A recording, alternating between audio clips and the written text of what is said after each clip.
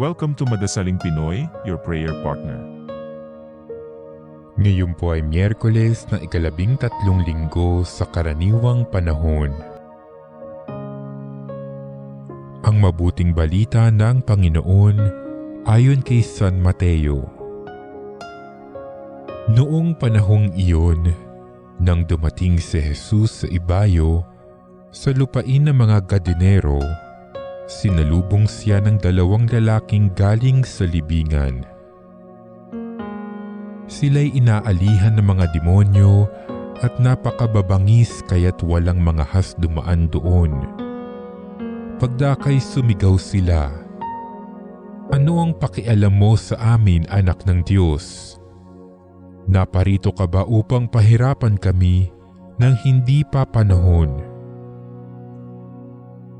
Sa di kalayuan ay may malaking kawan ng baboy na nanginginain at namanhik sa kanya ang mga demonyo. "Kung kami palalayasin mo, bayaan mong kaming pumasok sa mga baboy na iyon." Sinabi ni Jesus, "Humayo kayo." Kaya't lumabas sila sa 2 lalaki at pumasok sa mga baboy.